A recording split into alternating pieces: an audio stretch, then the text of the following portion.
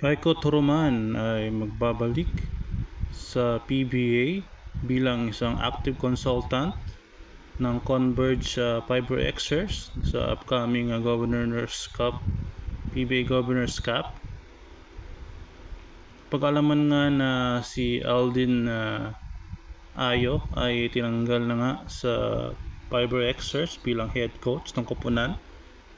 Bali, mag-a-assume ng kanyang pwesto is Franco Archenza as acting head coach. Hindi na bago sa PBA ang setups na active consultant head coach combo. Remember in 2018, Mark Dical and Bong Rabena in the Philippine Cup Conference.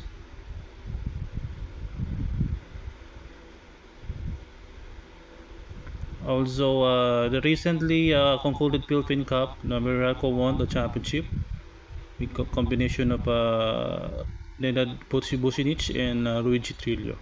So, hindi na bago yung ganyang setup. Yeah, so hoping magkaroon din ng success nga ang Converge FiberXers sa ganitong setup in the future. By the way, yung kay Dical and Rabena ata nag-champion siya with Mikey Williams before. Yeah. Bali nga si Toroman ay naging consultant muna ng Petron Blaze noong 2012. Then also have a stint also in the Barako Bowl before in 2013. He's our former head coach before in 2012 in Gilas. And also have a stint in other countries. Recently nga sa Indonesia, National Team of Indonesia, simula nung 2019 to 2022. Nagkambak nga siya sa Pilipinas nung mga nakaraang taon para sa St. Benilde College. Yan, kasama si Charles Chu, kanyang former assistants also.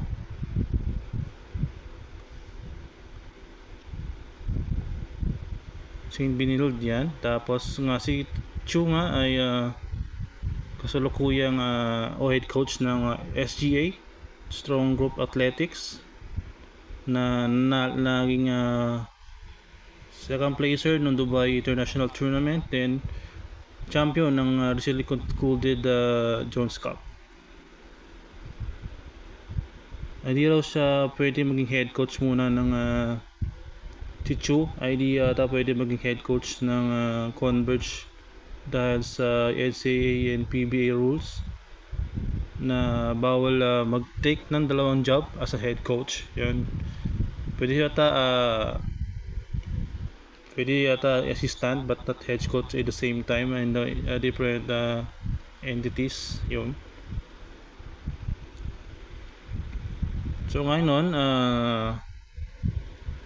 pagkitimon muna sa Converge si Frank Atienza.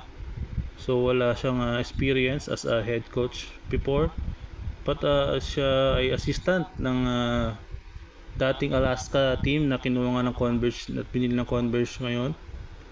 So yun, bali malaking tulong ito si Toroman sa Converge. Nakuha nga nila si Justin Baltasar bilang first pick in the current first draft. Matindi din ang kanilang lineup ngayon. Nandiyan pa si Justin Arana, kanila pa si Scotty Wilson. So very solid ang lineup ng Converge ngayon. So very solid din ang magiging coaching staff. So yan, ayun magandang balita sa mga Converge fans. Hopefully hindi na sila maging stellar driller ngayon this season. Kung solid na mga import nila ngayon. So yan, good luck sa kanilang campaign in upcoming Governors Cup. So that's it for my update regarding Converge FiberXers. Thank you for watching and bye bye. Thank you. Bye bye.